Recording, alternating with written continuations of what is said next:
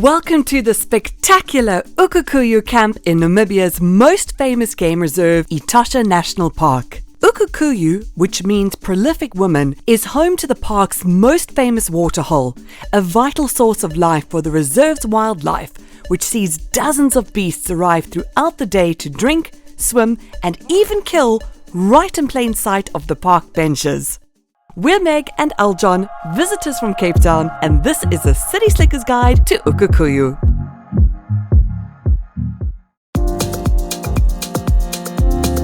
Okaukuejo is located 434 kilometers from Windhoek and is centered around a large salt pan. In the dry season, the salt and dust often cover the animals and surroundings, giving them a ghostly feel. We visited at the end of the rainy season though and managed to see the most spectacular sightings. Etosha is host to 4 of the 5 Big Five, with buffaloes not being present in the park since the 1950s. There is, however, a healthy population of lions, leopards, black and white rhinos with their horns, and elephants, with the park having celebrated over 115 years of conservation. The park is government-owned, so the amenities are basic but adequate, with Okaukuejo getting 10 out of 10 for game viewing. Having visited previously in the 90s and 2010s, we returned post-pandemic and experienced some of the most incredible views. From the sunset colors, large herds of animals, and a variety of species, Okaukuejo was hands down one of the best safari experiences to date.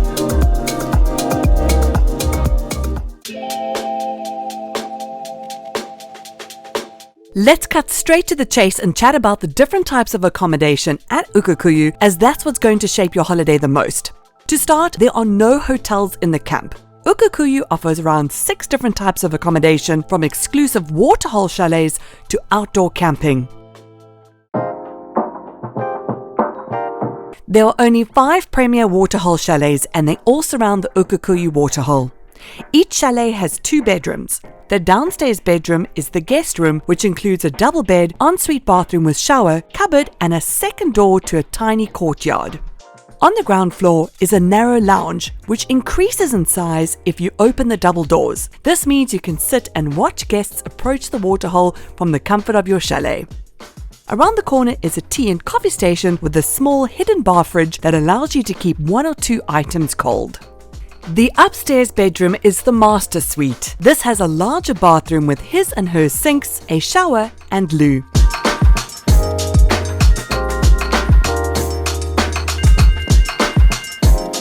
The master suite opens up to a rooftop veranda, which we took full advantage of during our stay. We've decided to make our own little snack board with our wedding method cup classique and a little safari platter with things that we have with us. So Namibian bread just totally tastes different. It's so good, with butter and some cheddar cheese. And this is from the biltong shop, and this is John's favorite snacks. We've got some twigs, some yellow lays, and then some extra toppings for Mr. John. If you book the Premier Chalet, the room includes 2 meals a day, breakfast and dinner, which is also why there aren't any cooking facilities. This makes sense, as you wouldn't want to be sizzling away and blowing up smoke right next to the waterhole filled with animals. At night, I stepped out to watch a pride of lions hunt an injured wildebeest, so staying so close to the waterhole has incredible advantages. Our review? Awesome chalets, would definitely use again. However, Aljon is a fussy eater and he rarely missed the ability to braai. In saying that, one could probably hop over to the camping area and braai if you really wanted to, and if there was an opening.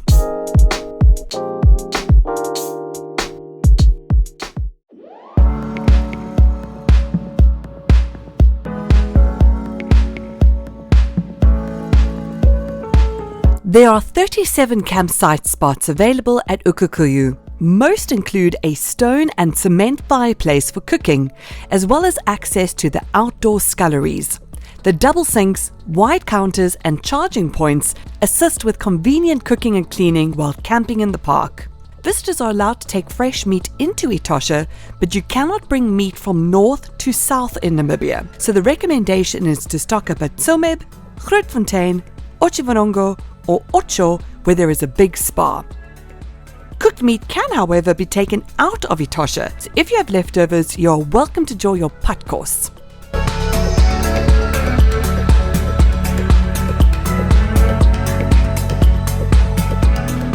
Some of the campsites include built-in tables and chairs, an outside tap, and plug points for recharging camping appliances and gadgets.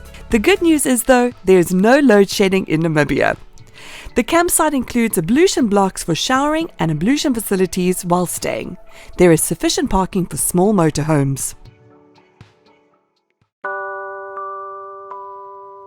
Next to the campsite are the double rooms. These are small, semi-detached rooms with basic amenities that offer simple accommodation for guests anticipating a shorter visit in the park. Each room includes a tiny bar fridge, 2 single beds with a bedside plug, useful for anyone using a sleep apnea machine, and a bathroom with shower. Sometimes the online descriptions can be a little bit confusing, as they will say 2 beds, and they literally mean 2 beds in a room, not 2 bedrooms, which is generally what we understand 2 beds to mean. So keep that in mind when looking up the accommodation. The bush chalets would be very comfortable for those wanting to stay at Okaukuejo for a few days. Apart from 2 single beds, aircon, cupboard, armchairs and separate bathroom, these chalets also include a small lounge area, larger kitchen sink and outside braai facilities.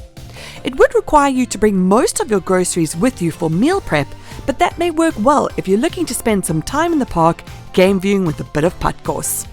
Right alongside the premier chalets are the double rooms at the Waterhole. I think these would work really well with travelling couples, as the rooms are attached and share an outside lounge. The rooms inside are small and practical, but do include a seated area off each bedroom, as well as an ensuite bathroom with loo and shower. These are smaller than the family bush chalets and do not include a braai area because they are located directly next to the premier Waterhole chalets, making them closest to the viewing area.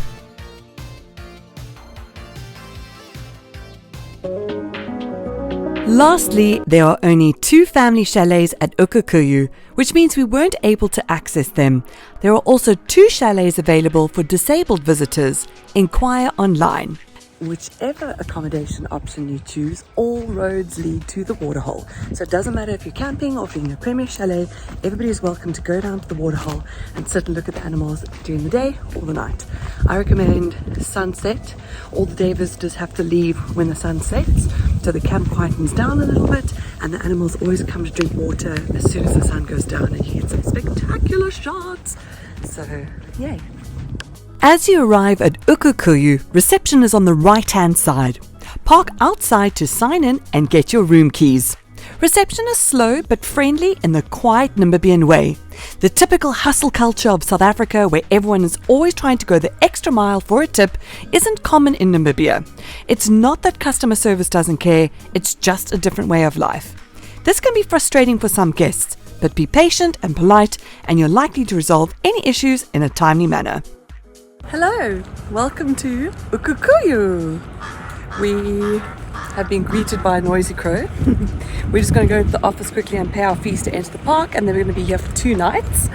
And we're staying right near the Waterhole, which is exciting. It's hella bright out here, and also I think there's been a bit of a sandstorm because it's a bit kind of like murky, if I could put it that way. I know, it's hard to tell when the skies are so blue, but anyway. No matter which accommodation choice you make, check-in is at 2:30 p.m. and check-out at 10 a.m.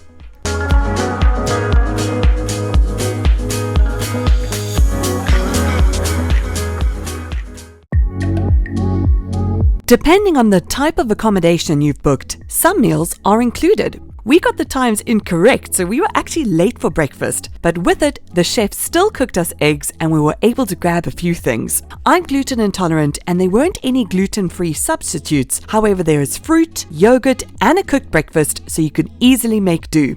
In the evening, there's a simple menu with basic home cooking. It's nothing out of this world, but it's more than adequate to ensure you have a great night's rest. In the afternoon, there's a kiosk that you can order simple snacks like toasted cheese sandwiches and a cool drink.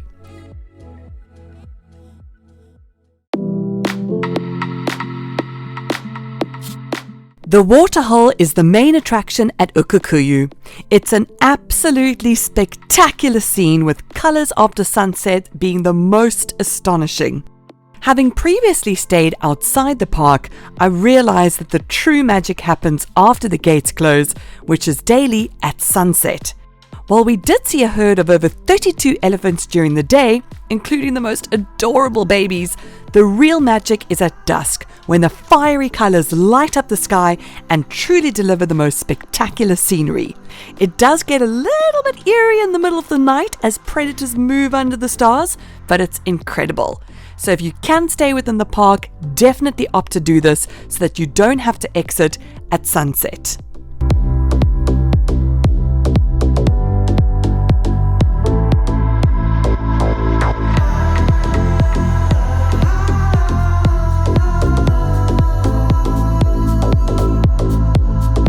Hosted game drives can be booked at reception. The morning drive starts at 6:30 a.m., afternoon at 3 p.m. and nighttime at 7 p.m. A minimum of 2 people are required to go on the drives and no children under the age of 6 are allowed. Each drive lasts around 3 hours. In hindsight, I regret not booking an evening tour with the game drive operators. The roads in Etosha are incredibly bumpy, and when we tried to go game viewing outside, the conditions of the side roads really made for an anxious journey, so we just turned back. The Okaukuejo Tower is outside reception and offers 360 views of the camp and surrounds. Having done this as a child, we didn't redo it on this trip, but we do recommend it if it's your first trip to Etosha. Swimming was the last thing on our mind when we visited, as we were glued to the waterhole. But if you do love to swim, then check out the 2 swimming pools located behind the restaurant. They are available to guests staying within the camp and not to day visitors. There's a shop at Okaukuejo. It's not well stocked, but it does have a few staples if you've forgotten 1 or 2 things like stock for a poiki or cool drinks if you want to grab an ice cream. It's basic, but it's still available. Okaukuejo also has its own petrol station, which allows guests to fill up before game drives. Sometimes the card machine doesn't work, so cash is king in this instant, or fill up outside the park as we prefer to do. Finally, there's also a post office at Okaukuejo. If you buy and send a postcard from the shop, it's a small but fun gesture for friends back home. As a whole, Okaukuejo feels safe. However, it's always advisable to take your valuables with you when you leave your chalets. Unfortunately, a con artist did approach us after getting our keys at reception. He said there was something wrong with the bottom of our car and that he could fix it. A total lie. Having previously broken down in Namibia, this was an unwelcome tactic, as it's really stressful when you do actually break down. But we trusted our instincts and ignored him. As advised by the park, if you do have an issue, speak to reception or try the in-park petrol station. Generally, always take your valuables with you, as it's the safest means of securing them.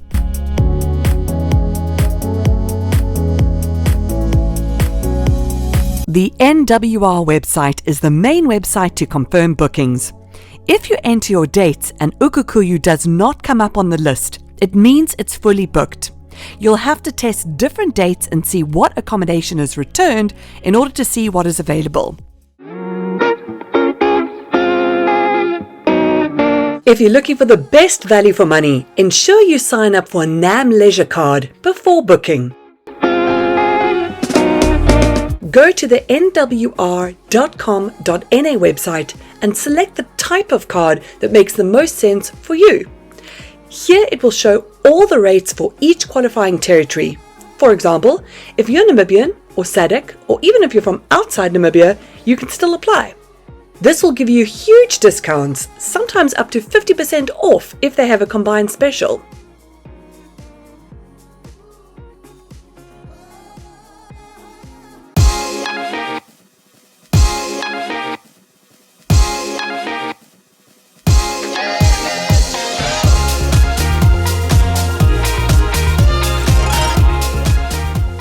If you're hoping to connect to the internet while at Okaukuejo, we suggest getting an MTC SIM card from Windhoek. We got ours from the MTC stall at the Grove Mall, and it worked fairly well getting us all the way to Okaukuejo. The The reception does drop once you exit the main reception areas and go into the park. That's often why you'll see Google Maps stops working in the park, because there are no reception towers for the data to be passed back and forth. There's also Wi-Fi available at most restaurant areas, which works for basic actions. If you're hoping to work remotely though, we do not recommend this because the signal is not strong enough to upload and download large files.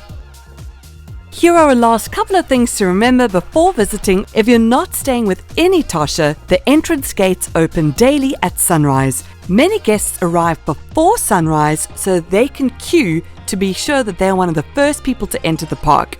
Expect to pay daily entrance fees of around 100 Rand or $100 Namibian. It's the same per adult and vehicle. The roads are tarred from Windhoek to Okaukuejo. However, within the park, the roads are very corrugated, with some camps not being accessible via sedan. So make sure to check whether you can access your accommodation without a 4x4. Thank you so much for watching our video. We really hope it helps you plan your trip. And before you shut your front door, got the passports? Until next time, thanks for subscribing.